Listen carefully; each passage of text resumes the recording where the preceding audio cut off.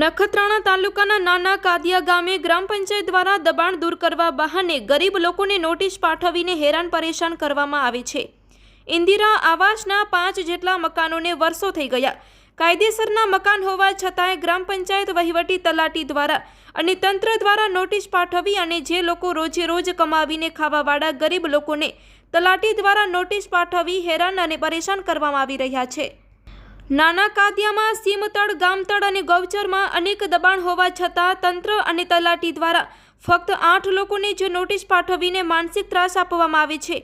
નાના કાદિયા ગામના કાયદેસરના મકાન તોડવામાં ન આવે એ બાબતે તાલુકા પંચાયતમાં તાલુકા વિકાસ અધિકારીને લેખિત અને મૌખિતમાં રજૂઆત કરવામાં આવી છે અને જે લોકોને નોટિસ પાઠવવામાં આવી છે એની પાસેથી ઘરવેરો અને લાઇટ વેરો પણ નાના કાદિયાની પંચાયત દ્વારા લેવામાં આવે છે। તેમ છતાં આ લોકોના દબાણ તોડવામાં આવી રહ્યા છે।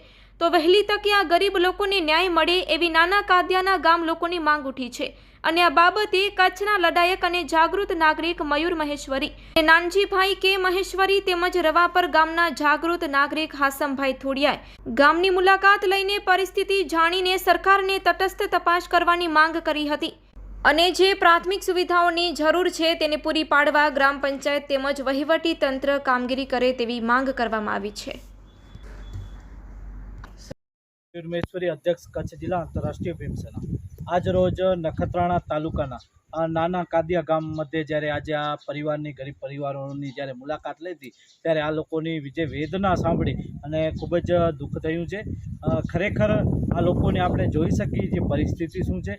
અહીંયા બીમાર માણસો છે, લકવાગ્રસ્ત માણસો છે અને આ સરકારના જે અહીંયાના કર્મચારીઓ છે, તલાટી હોય કે વહીવટદાર હોય, એ લોકોને પેટનું પાણી પણ નથી આવતું ને આ લોકોને શરમ આવવી જોઈએ। કારણ કે આ ગામ ત્યાંથી નખત્રાણાથી 20 થી 25 કિલોમીટર દૂર આવેલું ગામ છે। નથી અહીંયા કોઈને દબાણ નડતું, તેમ છતાં પણ અહીંના જે તલાટી હોય, કહેવાતા સરપંચ હોય તેમજ વહીવટદારને ખરેખર આ બાબતે તટસ્થ રહેવું જોઈએ।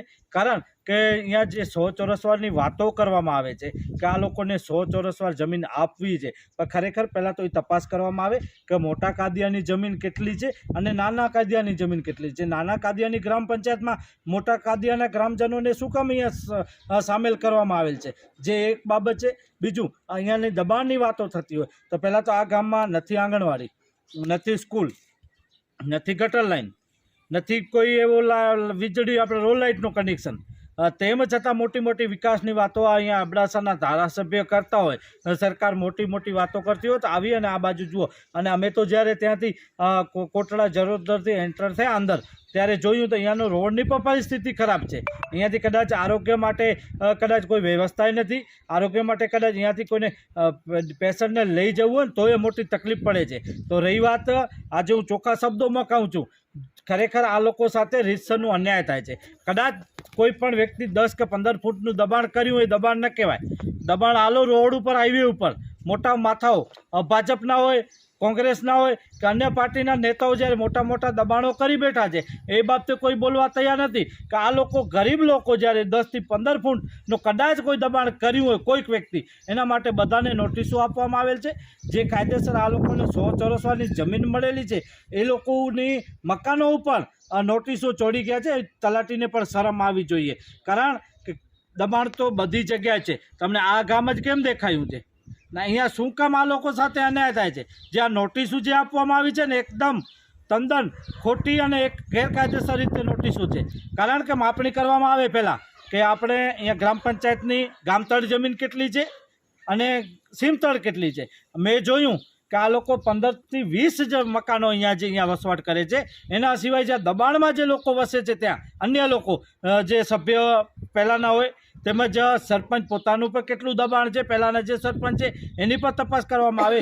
બીજા 20 થી 25 પરિવારો ત્યાં જે વસે છે રોડથી ઓલી બાજુ, એ બધા દબાણ છે, એ લોકોને કોઈ નોટિસ નહીં। આવું શું કામ? એકને ગોળ અને બીજાને ખોળની નીતિ આ તલાટીશ્રી અને વહીવટદારશ્રી જે અપનાવી રહ્યા છે ને એ આજે પણ અમે નહીં ચલાવી લઈએ અને કાલે પણ નહીં। જો આ લોકો તમને જો ખરેખર દબાણ તોડવું જોઈએ અને તટસ્થ કામગીરી કરવી હોય તો આખા ગામનું સર્વે કરો, આખા ગામની માપણી કરવામાં આવે કે દબાણ કોનું છે અને કેટલું દબાણ છે, એનું દબાણ રજિસ્ટર બનાવવામાં આવે તો જ કાર્યવાહી કરજો, નહીં તો આ એક પણ વ્યક્તિનું દબાણ તૂટશે અમે નહીં ચલાવી લઈએ. ને હું આ તમામ લોકોને કહું છું, કોઈ પણ દબાણ તોડવામાં આવે, મશીન હોય, JCB હોય, ટ્રેક્ટર હોય, એના આગળ સૂઈ જજો અને જે પણ કાયદાનું કામ કરશે આપણે કામ કરશું. કારણ આ લોકો સરકાર જો કદાચ આવી બેવડી નીતિ અપનાવતી હોય એ યોગ્ય નથી. તટસ્થ અને નિષ્પક્ષ રીતે કામગીરી થાય એ બંધારણમાં પણ છે અને નિયમ મુજબ આ લોકોને ન્યાય મળવું જોઈએ. આ લોકો જે કદાચ આ લોકોનું દબાણ છે તો એ લોકોને કાયદેસર પણ કરી આપવામાં આવે. આ લોકો પાસેથી કરવેરા લેવામાં આવે છે, પાણી વેરા લેવામાં આવે છે, બરાબર. તેમ છતાં દબાણ, અમુક જગ્યાએ રોડ બની ગયા છે, અમુક જગ્યાએ રોડ બન્યા છે, અમુક જગ્યાએ નથી બન્યા, ત્યારે સરપંચને કે તલાટીને દબાણ નથી દેખાણા, હવે દબાણ માટે આવ્યા છે. આ શું છે? એટલે ચૂંટણીનું સ્ટન્ટ છે કે અન્ય બીજું કાંઈ? એક આ મોટો એક પ્રશ્નચિહ્ન છે.